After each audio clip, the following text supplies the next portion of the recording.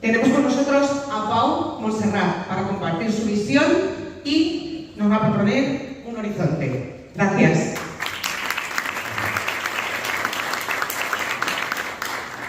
Bueno, también soy profesor de la UIB, de la Universidad de las Islas Baleares.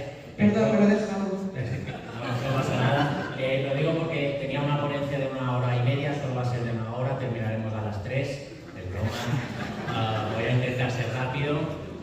Me han hecho la ponencia, en realidad. Hemos tenido al Banco de España. El Banco de España es nuestro regulador, es vuestro regulador. No le estamos prestando la atención que le tenemos que prestar, ya nos lo han dicho, pero yo en el despacho donde llevamos cumplimiento normativo lo constato día a día.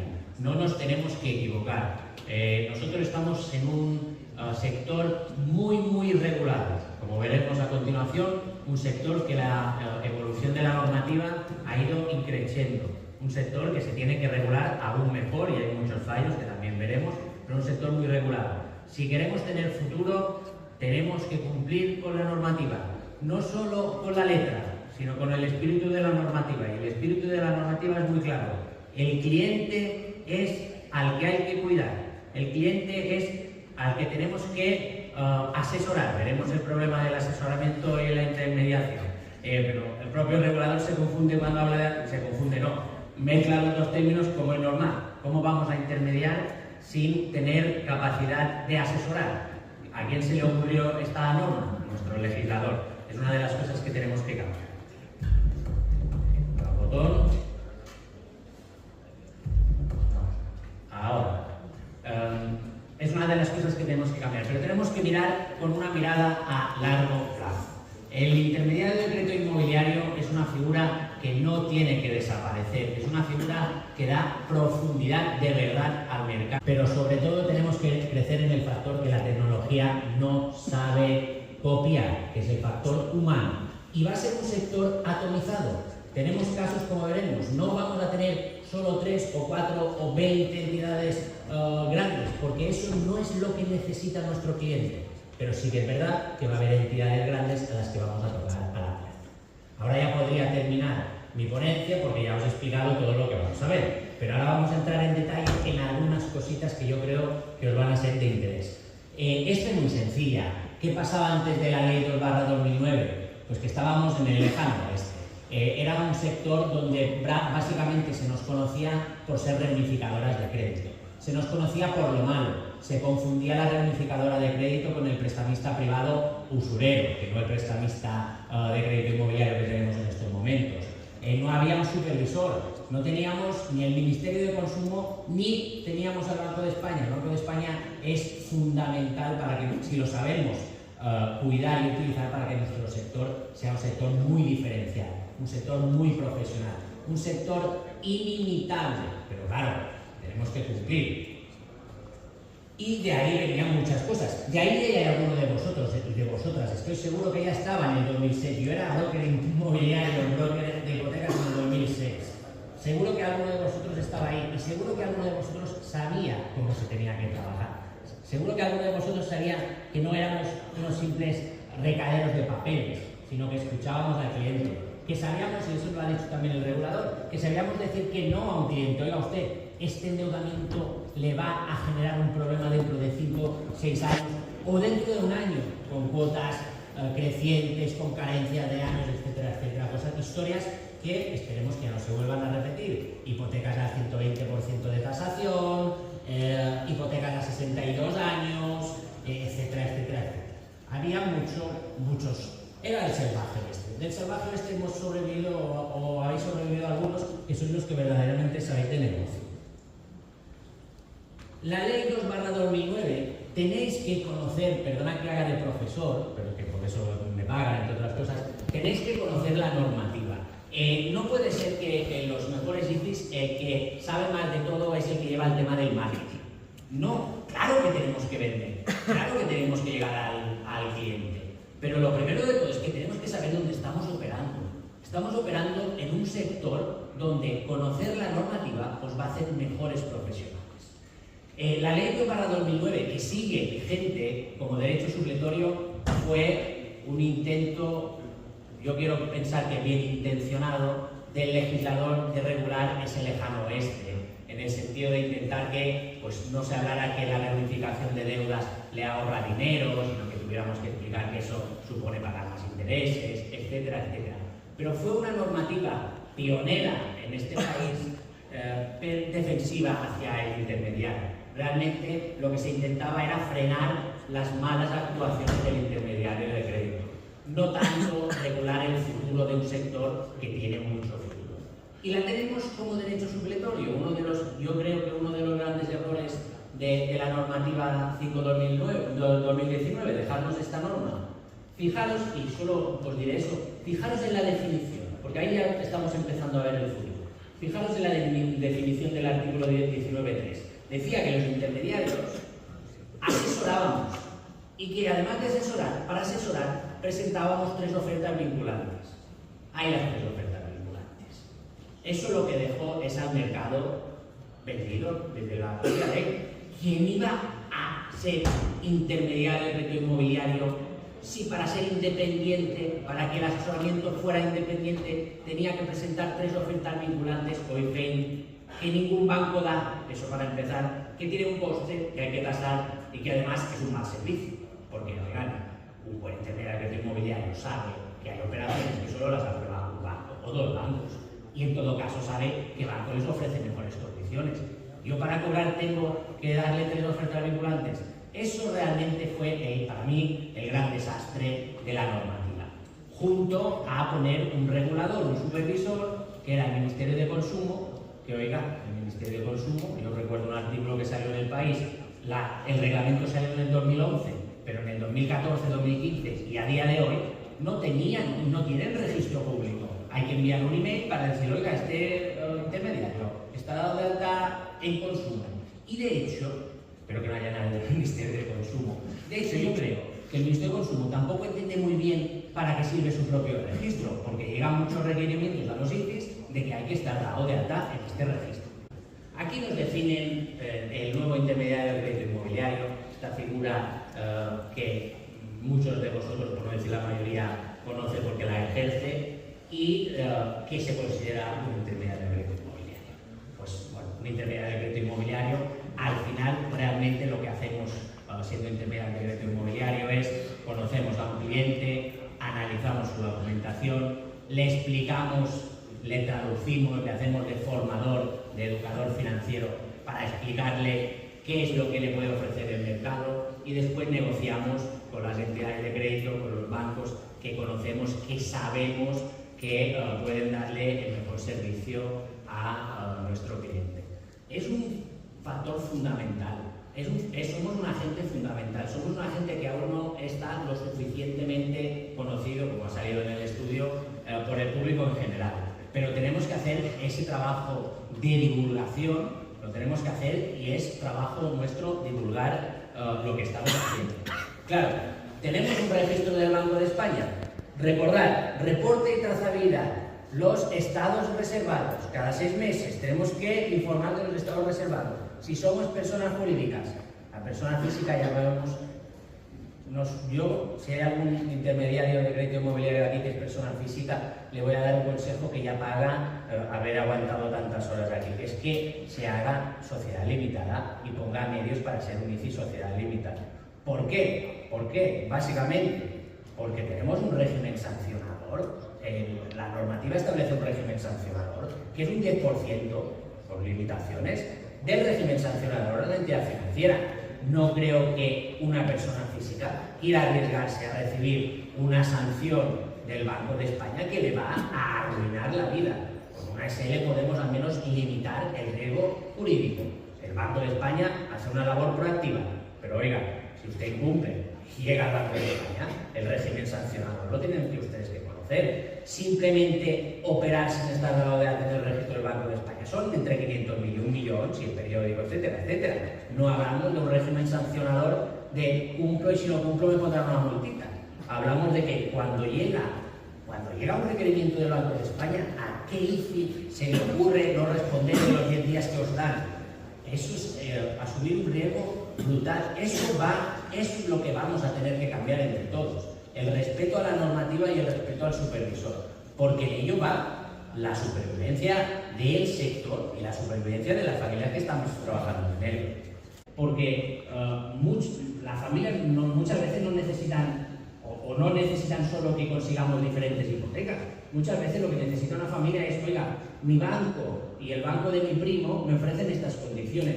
¿Puede usted analizar estas condiciones, analizar mi perfil y darme una respuesta? Oiga, primero, no es intermediación, tendré que cobrar el 21% de IVA. Bueno, hasta aquí no pasa nada. Segundo, a priori le tendré que es otro error del Real Decreto, le tendré que dar 3 ofertas vinculantes para ser independiente. Si no, no tengo muy claro si puedo cobrarle o no puedo cobrarle. Al final, si ahora mirásemos la estadística de nuestro regulador, ¿cuánta gente declara, cuántos ICIs declara que están asesorando? Pues yo creo que debe ser muy poco.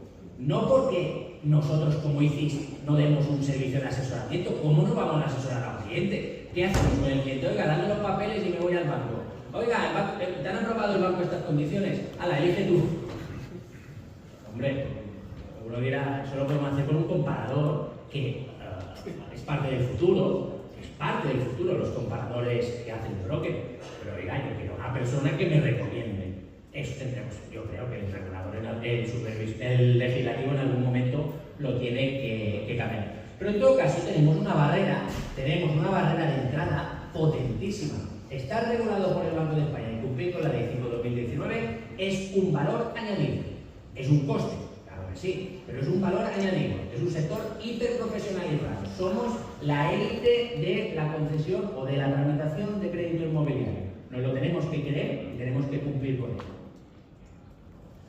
Y ahora vamos al futuro del sector. ¿Cómo voy de tiempo? 10 minutitos si nos da. Además es que sois unos valientes y unas valientes, porque estáis aguantando hace bastante tiempo, algunos sin ir ni siquiera al baño, o sea que vamos a ser rápidos. La primera, esto es las bases de nuestro futuro. Lo habéis dicho cuál es el futuro del broker, En realidad se ha resumido, yo os daré una visión mía con algunos puntitos diferenciales, pero lo habéis resumido muchísimo. Superar la ley 2/2009 es algo técnico. En algún momento hay que derogar esta normativa que lo que hace es liar y no saben, los profesionales a veces no sabemos qué decir. Hay que redefinir el asesoramiento de crédito inmobiliario. Yo creo que el asesoramiento de crédito inmobiliario, como estaba en la definición de la ley 2/2009, incluye asesoramiento. Tenemos que ser capaces de hacer una figura que realmente sea el asesor independiente de crédito inmobiliario y que no tenga la obligación de presentar 3 FEIs, porque eso no está en el mercado, no existen las 3 FEIs para un cliente.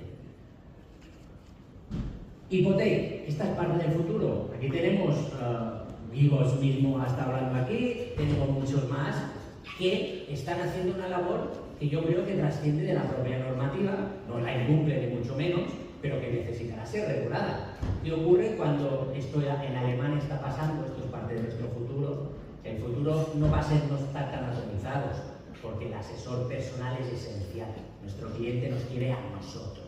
Quiere hablar con una persona que sepa, quiere que alguien le solucione el problema de ir a la inmobiliaria, de ir a la notaría, de ir a la tasación, de ir al registro de la propiedad, etcétera, etcétera.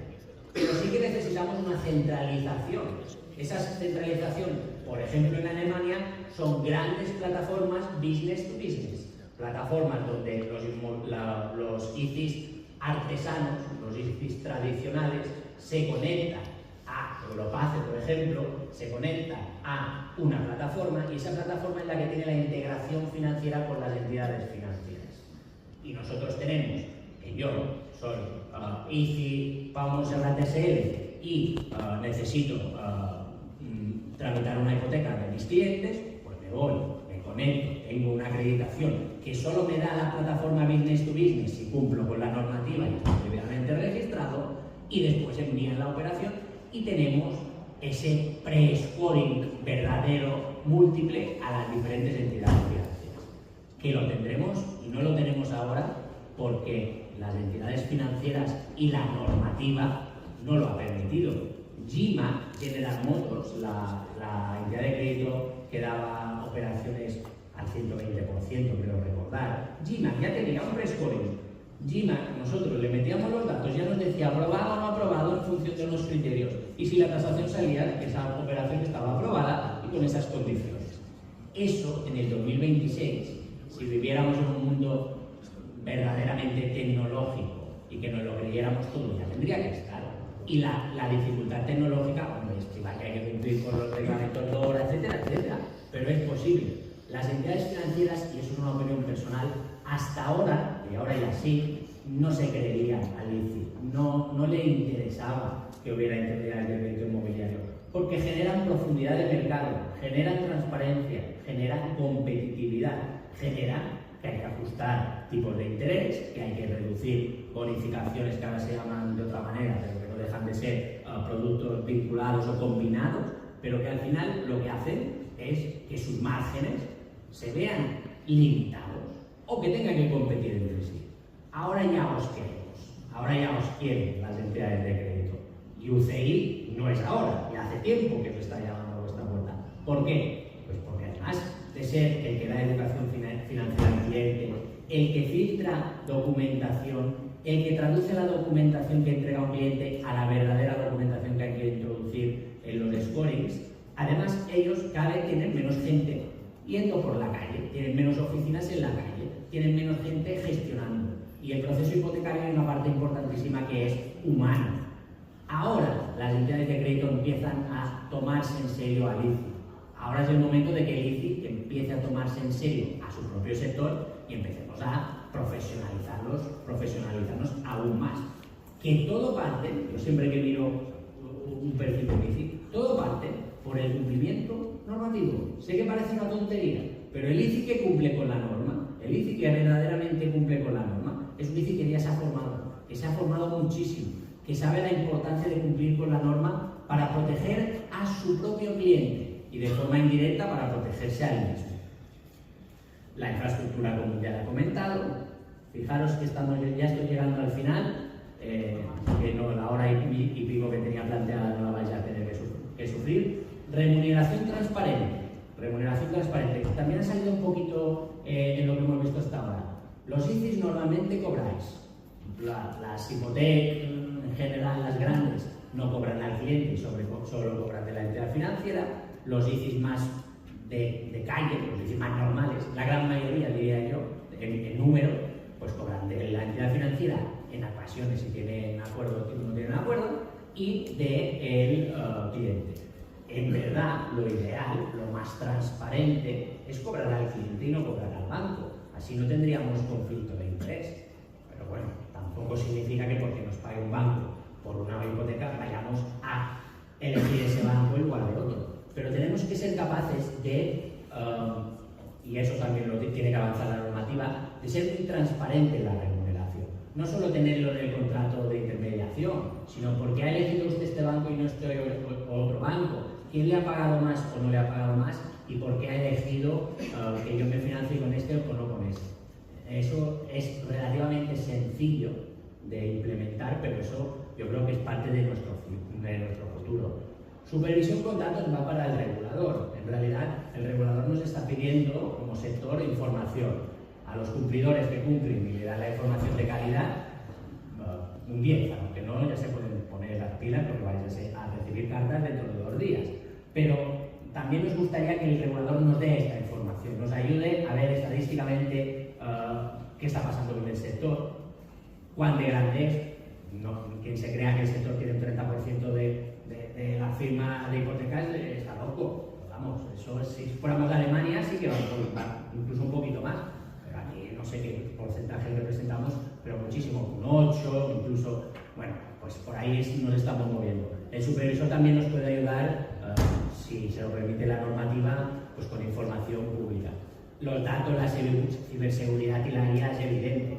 La IA va a entrar en nuestro proceso. La IA nos va a ayudar a ser más rápidos, a ser mejores, a nosotros y a los bancos. Formación y nuevas funciones económicas. Con esto termino. Y yo creo que es la clave para nosotros, yo creo que es la gran clave. Yo llevo 25 o 30 años hablando de lo mismo.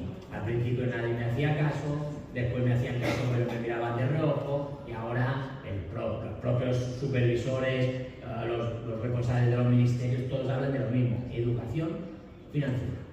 Educación financiera, ¿qué es? Que el cliente conozca lo que firma y os conozca a vosotros. Que el cliente no conozca lo que es el intermediario de crédito inmobiliario significa que es un cliente que sigue teniendo una cultura financiera muy limitada. Pero también cultura financiera para vosotros.